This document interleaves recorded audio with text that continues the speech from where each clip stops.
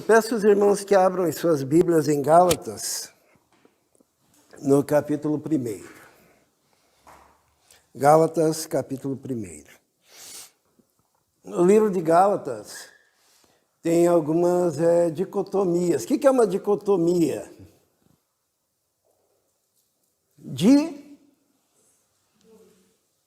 Dicotomia. É quando é dividido em dois, assim, né? Eu acredito que o apóstolo Paulo, ele quis tornar mais simples, para que fosse bem entendido o Evangelho. Então, o livro de Gálatas está cheio de dicotomias, para que a gente possa compreender. E nós vamos ler em Gálatas, capítulo 1, a partir do versículo 6. Diz assim: Admiro-me de que vocês estejam abandonando tão rapidamente aquele que os chamou pela graça de Cristo para seguirem outro evangelho, que na realidade não é o evangelho. O que ocorre é que algumas pessoas os estão perturbando, querendo perverter o evangelho de Cristo. Mas ainda que nós, ou um anjo dos céus, pregue um evangelho diferente daquele que lhes pregamos, que seja amaldiçoado. Como já dissemos, agora repito, se alguém lhes anuncia um evangelho diferente daquele que já receberam, que seja amaldiçoado. Vamos orar. Senhor, pedimos agora a Tua bênção, a Tua direção, a orientação do Teu Espírito Santo, para que possamos, ó Deus, compreender e aplicar a Tua palavra, em nome de Jesus. Amém. Amém? Então, a primeira dicotomia que aparece no livro de Gálatas está logo no versículo 6, quando Paulo diz assim: admiro-me de que vocês estejam abandonando tão rapidamente aquele que os chamou pela graça de Cristo, para seguirem outro evangelho. Então, existe um evangelho da graça e existe o quê? Outro, deutero evangelho. Um é da graça, o resto é outro. Que aqui Paulo está falando da lei, né? Porque a igreja da Galácia estava invadida pelos judaizantes, que queriam obrigar o povo a voltar ao judaísmo e cumprir a lei. Então, a primeira dicotomia é o evangelho da graça e o evangelho da lei, que Paulo mostra aqui. E ele diz que esse evangelho, esse outro evangelho, ele não é outro. Como assim? É outro ou não é outro? É que toda heresia tem um conteúdo de verdade. Então, a pessoa que prega uma heresia ou aceita, ela traz um conteúdo de verdade. Ela traz também o evangelho. Só que o evangelho deutero, outro. O evangelho distorcido. Todas as seitas, quando vão falar contigo, vem com a Bíblia, ou com alguma Bíblia. Falam de Jesus, só que há uma distorção. É o que aparece aqui, ó. E Paulo, ele diz assim, no versículo 7, lê para nós, Israel. qual não é outro, mas há alguns que vos inquietam e querem transtornar o Evangelho de Cristo. Transtornar, modificar o Evangelho de Cristo. Então, Paulo ele quis que tudo ficasse muito claro. Então você pode marcar um X. Você é do Evangelho da Graça ou você é do outro? Vamos marcar os X nessa dicotomia, né? Paulo ainda diz assim, olha, se nós mesmos, quando Paulo fala nós mesmos, quem que ele está se referindo? Ele diz aqui, ó, no versículo 8, mas ainda que nós ou um anjo, quem que é esse nós? Ele mesmo, né? Então Paulo diz assim, ó, se eu modificar algo, ou mesmo que um anjo venha e modifique o Evangelho e pregue um Evangelho diferente daquele que lhes pregamos, seja o quê? Anátema. O que significa isso? Maldito, amaldiçoado. Então, se Paulo pregasse um outro evangelho diferente daquele, ou um anjo, tem muita gente que gosta de anjo, né? Alguma vez na Bíblia um anjo pregou? Hã? Para Cornélio ele pregou? Hã? Não, ele não pregou, ele disse assim, Cornélio, o quê? Chama Pedro, porque Pedro vem e vai pregar. Porque os anjos estão proibidos. O máximo que um anjo faz é dizer, ó, vai lá e chama alguém. É o que acontece lá em Atos. E hoje em dia nem precisa disso, porque nós temos a ação do Espírito Santo, né? Então, eu estou com dificuldade para falar hoje, mas vamos lá. Mas ainda que um anjo vos pregue outro evangelho diferente daquele que pregamos, seja anátema, maldito. Como já dissemos, agora repito, se alguém lhes anuncia um evangelho diferente daquele que já receberam, seja amaldiçoado. Então, muitos saíram pelo mundo pregando um evangelho diferente, né? Então, a primeira dicotomia que nós vemos aqui é o evangelho da graça e outro evangelho. Vamos continuar agora no versículo 11. Vamos ler lá. Diz assim, irmãos, quero que saibam que o evangelho por mim anunciado não é de origem humana.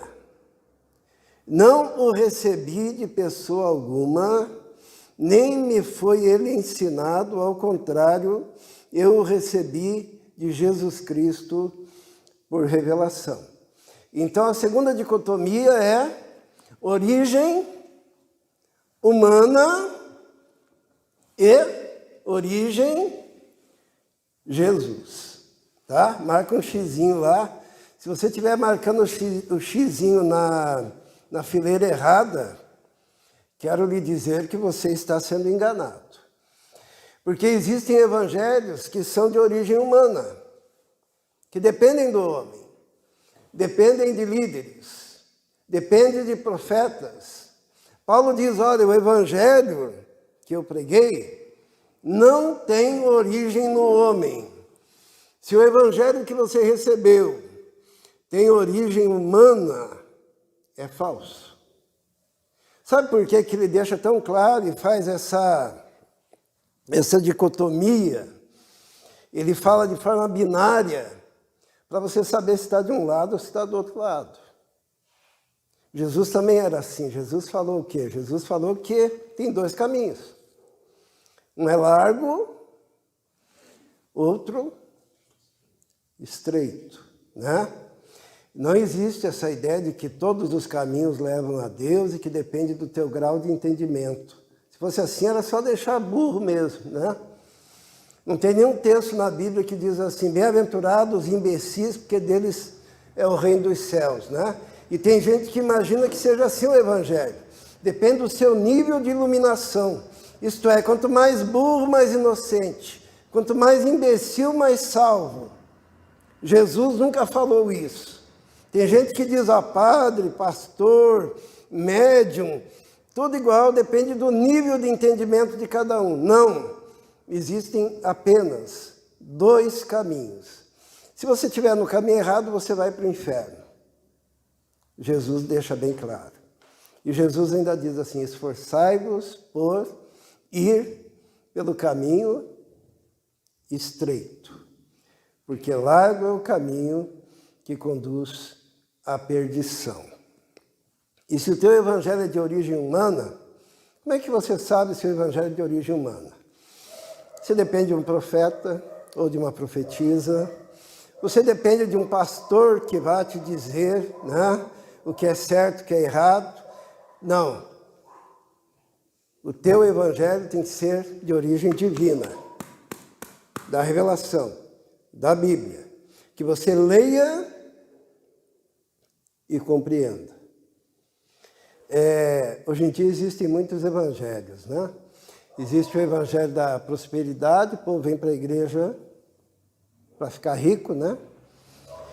Qual outro evangelho que tem? O evangelho da autoestima. Você vem para a igreja dizer que você é mais precioso que o ouro de Ofir, né? Que você é grandioso, que você é o bom, que você é o melhor de Deus. O evangelho da autoestima. Existe o evangelho de Jesus que diz que você é pecador e precisa da graça de Deus para ser salvo, né? E é esse evangelho que não é de origem humana que é anunciado.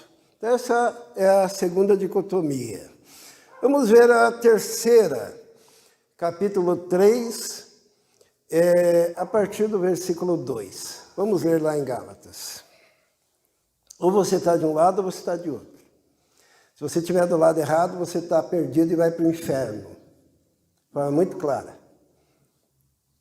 A terceira dicotomia está no versículo 2 do capítulo 3. Gostaria de saber apenas uma coisa.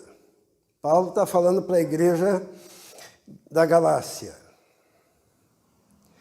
Foi pela prática da lei que vocês receberam o Espírito ou pela fé naquilo que ouviram? Então aqui essa dicotomia é prática da lei ou o quê?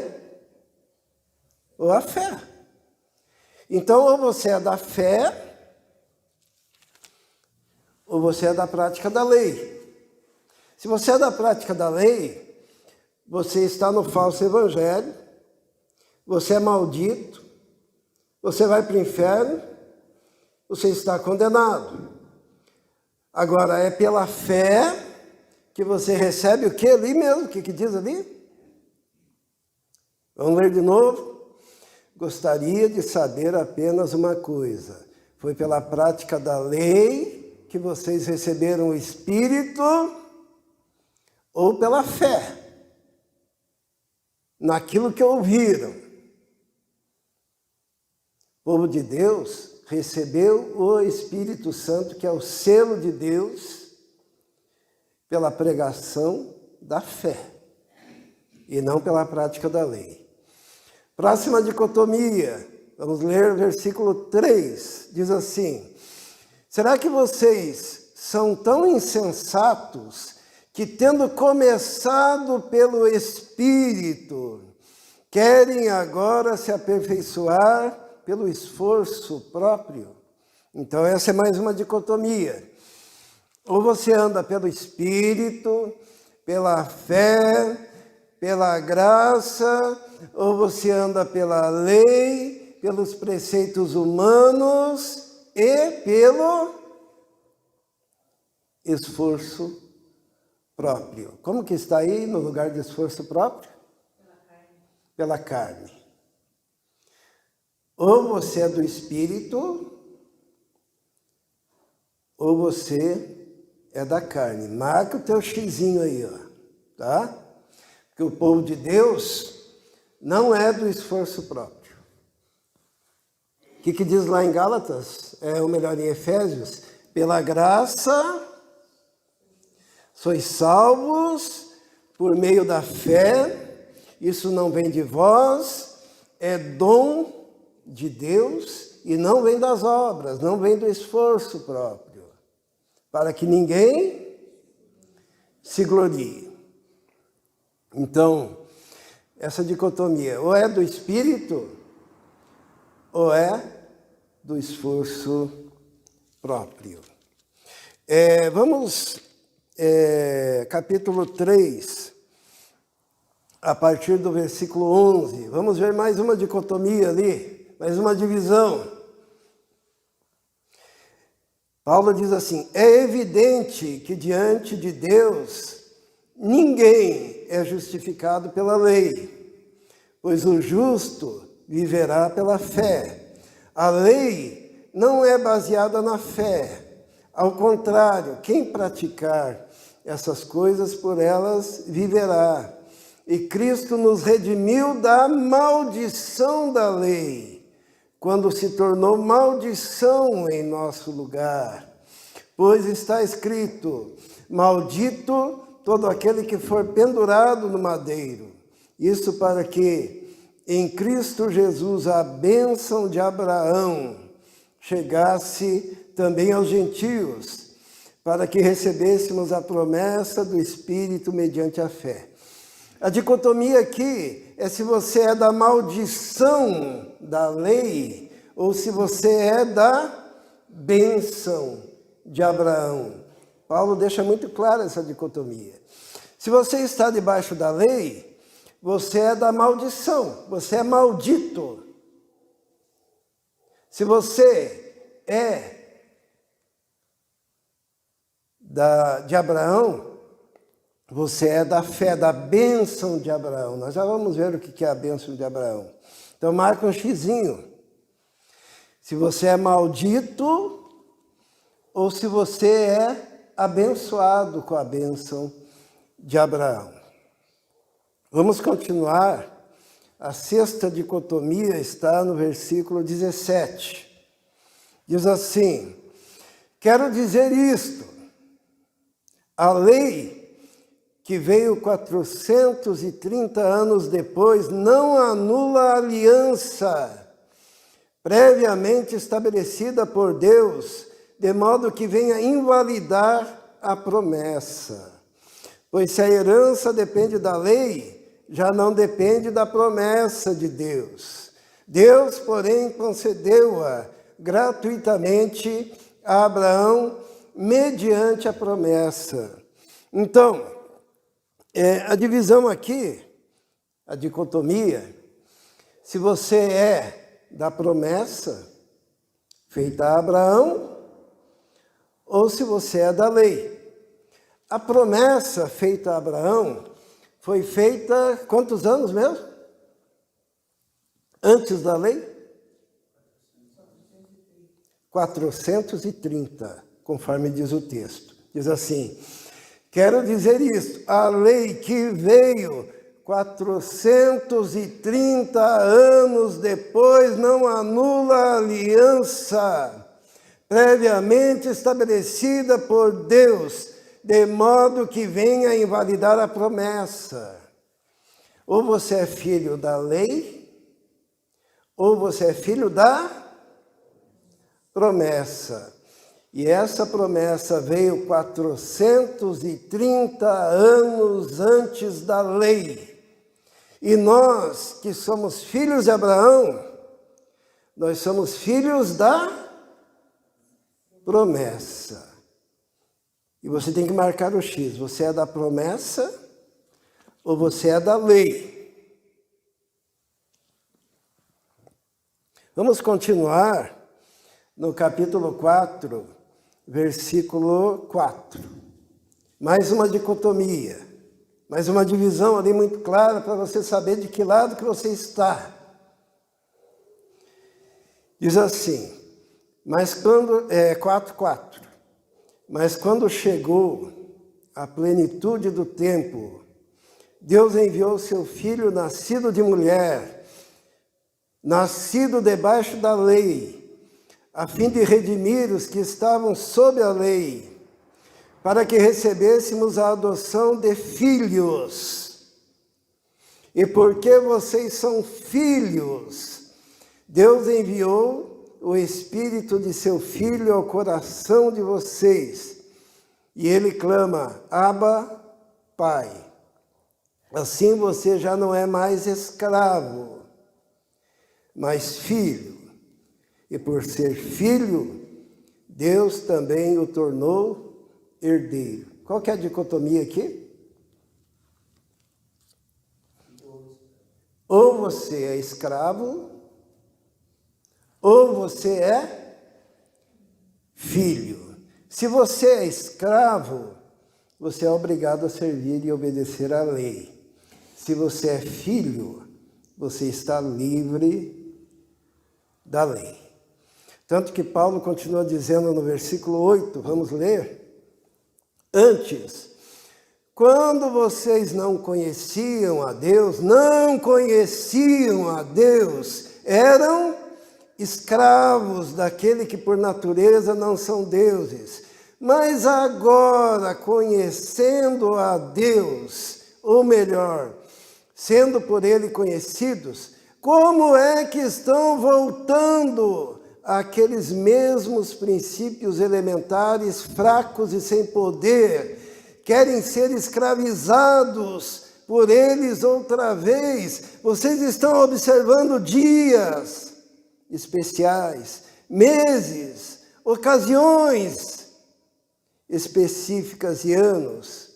Temo que os meus esforços por vocês tenham sido inúteis. Vocês estão querendo voltar a ser escravos, quando vocês podem ser filhos e herdeiros. Essa é a dicotomia. Quem é filho está livre. Quem é escravo tem que obedecer à lei, a preceitos, a dias, a meses, a anos, a comidas, a mandamentos. Por quê? Porque é escravo.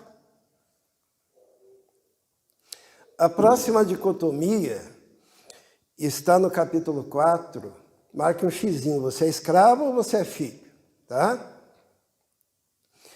A próxima dicotomia está no versículo do capítulo 4, versículo 22. Diz assim: pois está escrito que Abraão teve 2 filhos. 2. Um da escrava e outro da livre. O filho da escrava nasceu de modo natural, mas o filho da livre nasceu mediante promessa. Isso é usado aqui como uma ilustração, como uma alegoria, né? É uma alegoria bíblica, que a Bíblia diz que é alegoria, tá? 2 filhos, 2 caminhos. Um da escrava, Agar, né?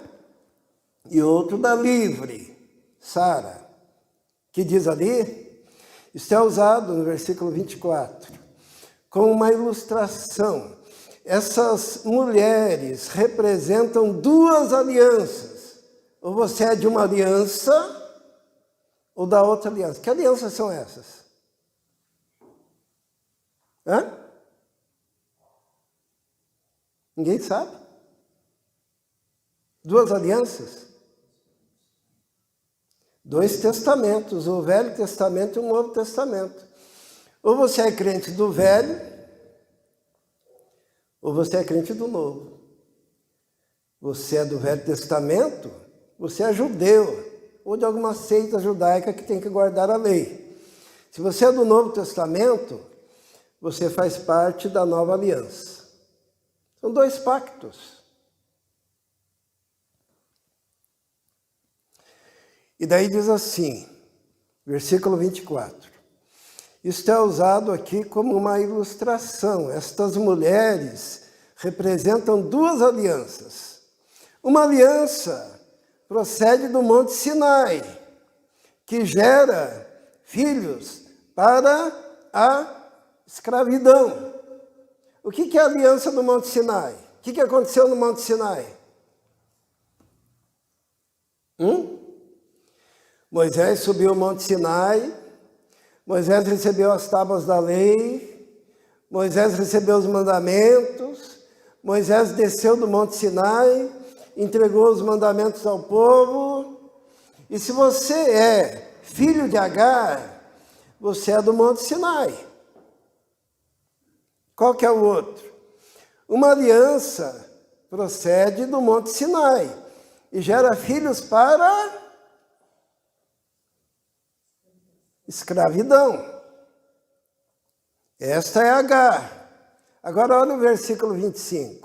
Agar representa o Monte Sinai na Arábia e corresponde à atual cidade de Jerusalém, que está escravizada com seus filhos.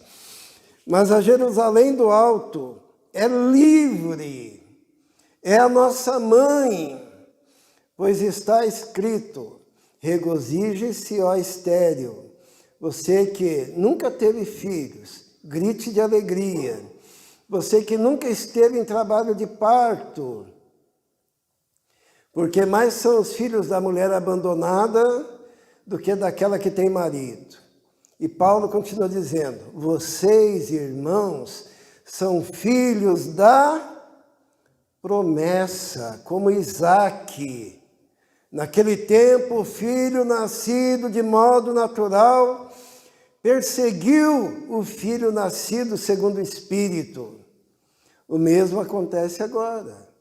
Mas o que diz a Escritura? Mande embora a escrava e seu filho, porque o filho da escrava jamais será herdeiro com o filho da livre. Portanto, irmãos, não somos filhos da escrava, mas da livre.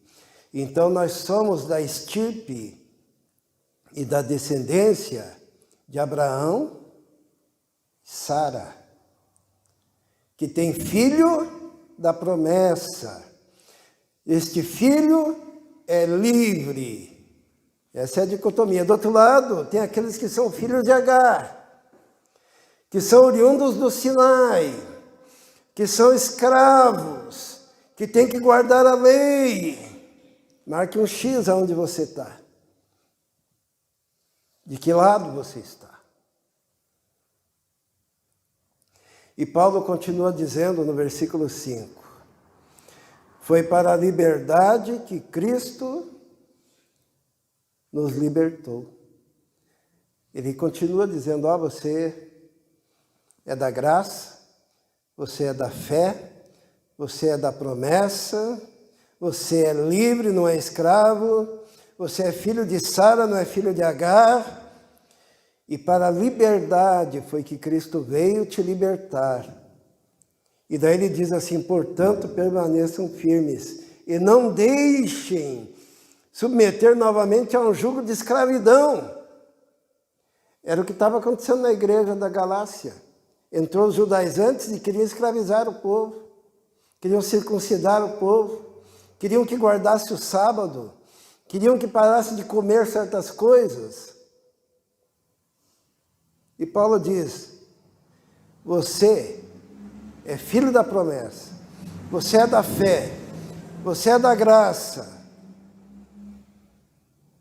Permaneça na graça. Não se submeta. E Paulo continua dizendo algo muito grave no versículo 2 do capítulo 5.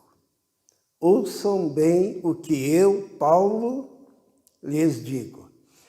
Caso se deixem circuncidar, Cristo de nada lhes servirá. De novo declaro a todo homem que se deixa circuncidar que está obrigado a cumprir toda a lei. Vocês que procuram ser justificados pela lei, separaram-se de Cristo e caíram da graça.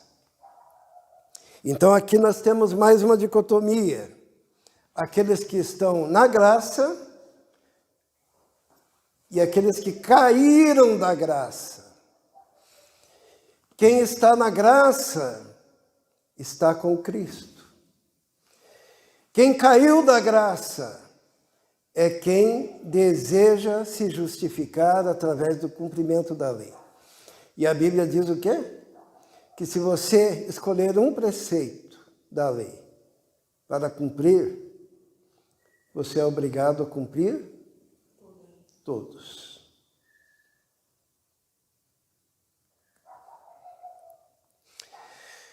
E nós vamos ver agora a última dicotomia, que está no capítulo 5, versículo 19.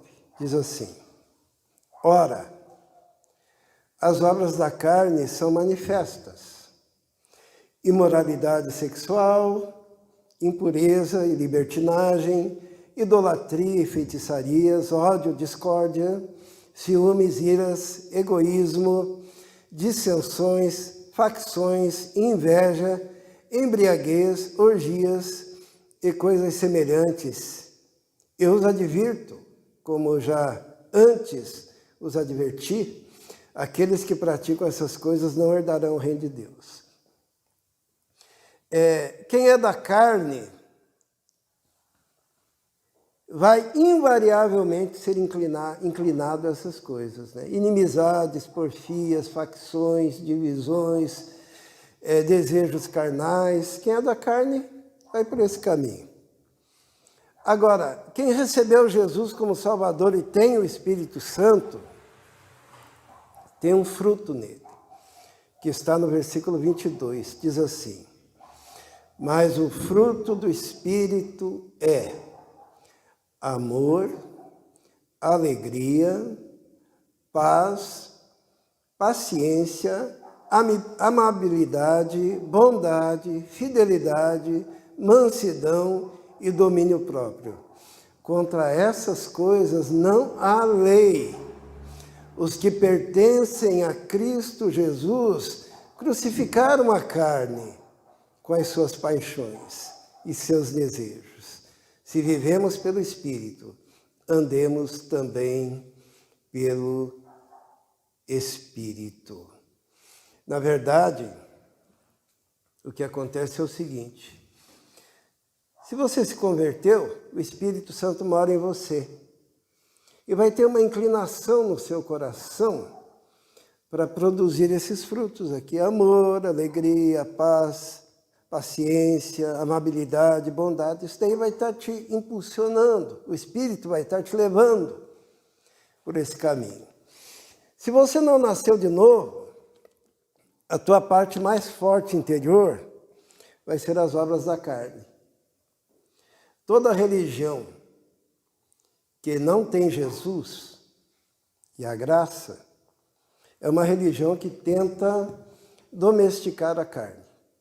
Como é que faz para domesticar a carne? Né?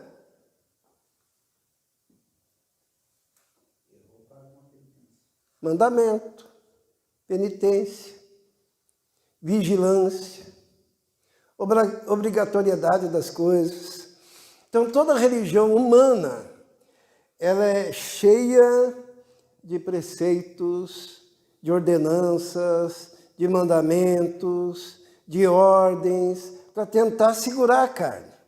É semelhante àquele cara que caiu eu ia falar outra coisa, caiu na lama e usa a própria lama para tentar se limpar, entende? Não vai conseguir. Agora, quem é do Espírito tem uma inclinação diferente, tem uma natureza diferente, tem um caminho diferente, tem um impulso diferente. E ele vai buscar a santificação. Ele não precisa de alguém estar vigiando ele para saber se ele comeu isso ou comeu aquilo. Ele não precisa ter alguém vigiando ele para saber se ele fez isso ou fez aquilo. Porque o negócio dele é com Deus. E o Espírito Santo está nele o tempo todo. E ele tem consciência disso. Por isso que tudo é resumido, mais uma vez, quase que a Bíblia inteira resume, né? O Novo Testamento inteiro resume, porque o Novo Testamento interpreta o Velho, né? Vamos ler o capítulo 5, versículo 14. O que diz lá? Toda a lei. 5,14. Toda a lei. Quanto da lei? Toda? Não, aqui só está se referindo aos 10 mandamentos, certo? Não, está falando de toda a lei. Toda a lei se resume num só mandamento. Como facilitou, né? Por isso que a Bíblia diz assim, aquele que quer cumprir toda a lei é que gosta de ser escravo. Toda a lei se resume num só mandamento. Ame o seu próximo como a si mesmo. Irmãos, estão entendendo? Jesus, ele facilitou tudo. Jesus, ele diz, ame ao teu próximo, ame a Deus sobre todas as coisas e ao teu próximo como a ti mesmo. O cumprimento da lei é o amor. Esse amor que foi derramado em nossos corações através de Jesus Cristo. Sabe por que nós estamos numa nova dimensão? Porque no dia que você recebeu Jesus, você foi crucificado com ele e se identificou com ele na cruz. Então a carne e o pecado foi crucificado e morto. E você renasceu agora livre. Agora você é filho. Você tem uma vida diferente. Aonde que está escrito isso? Vamos ler lá em Gálatas, no capítulo 2, versículo 20. O que diz lá? Paulo, ele diz assim, para que as pessoas entendessem que já não são mais as mesmas, mas que são novas criaturas da nova aliança, da promessa, da fé, da graça. Paulo diz assim, fui crucificado com Cristo. Já não sou eu quem vive, mas Cristo vive em mim. A vida que agora vivo no corpo, vivo-a na fé do Filho de Deus, que me amou e se entregou por mim. Já estou crucificado com Cristo e vivo não mais eu. Que coisa maravilhosa, não é? Isto é, se você não está crucificado com Cristo, você é obrigado a guardar tudo aquilo lá.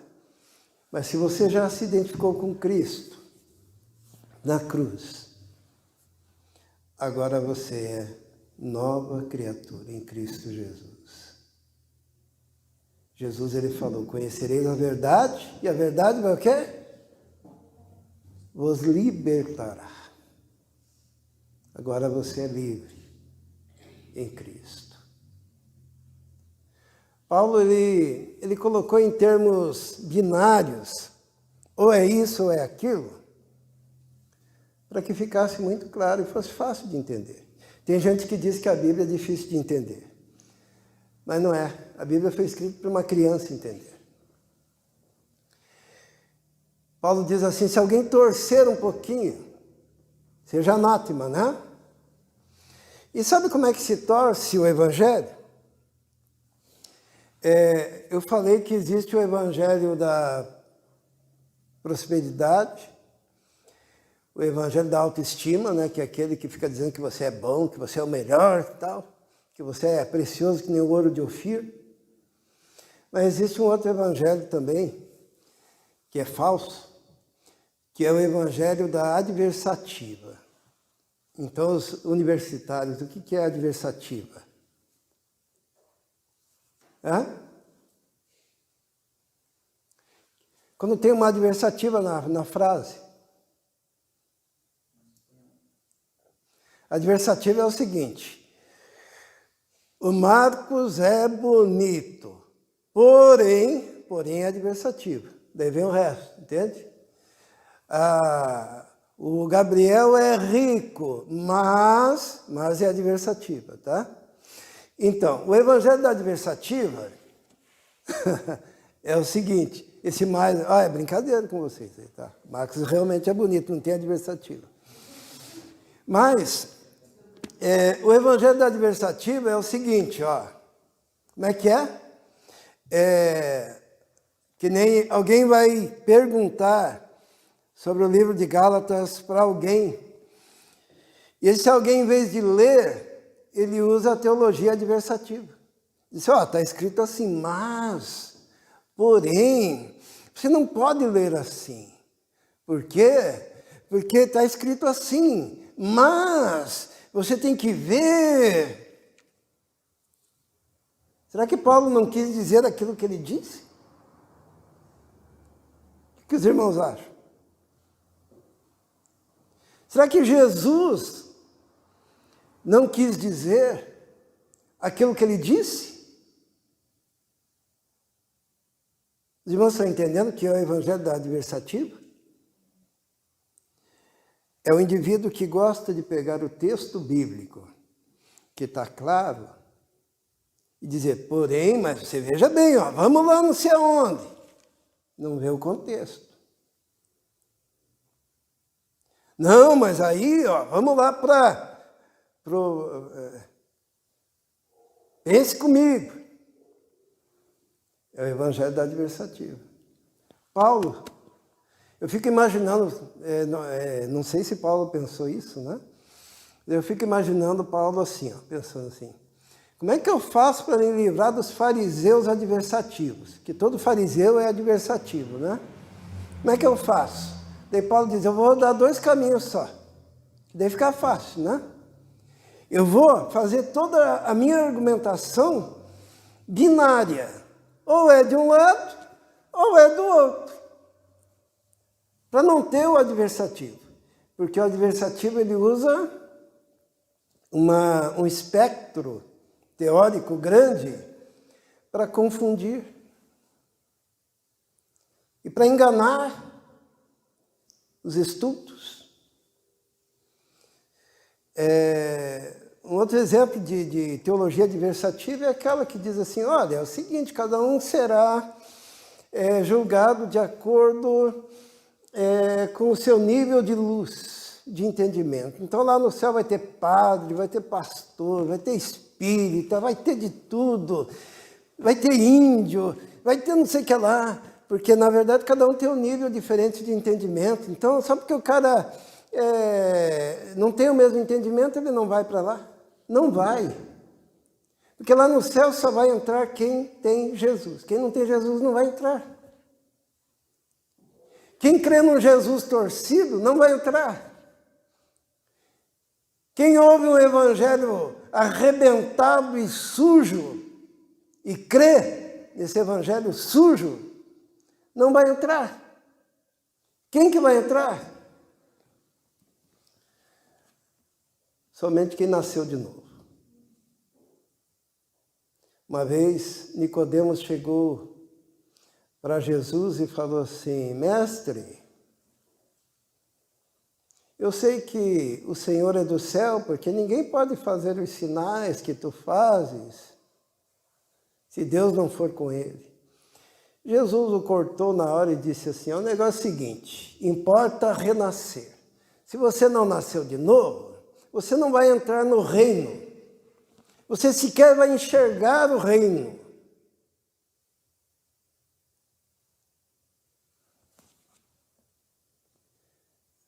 Precisa passar pelo caminho estreito, pela porta, que é Jesus. Sem Jesus, não tem salvação. Vamos orar. Senhor, Muito obrigado pela tua palavra, muito obrigado porque a tua palavra é clara, é para crianças entenderem. Nós te louvamos por isso. Muito obrigado porque quando Paulo escreve aos Gálatas, ele o faz de forma tão clara e tão objetiva, de forma até binária e simples, para que cada um possa compreender aonde se encontra e o que é que o Senhor requer de cada um de nós. Esteja nos abençoando, ó Deus, e que cada um possa compreender, Senhor, a sua condição de livre em Cristo Jesus. Nós te pedimos isso em nome de Jesus. Amém.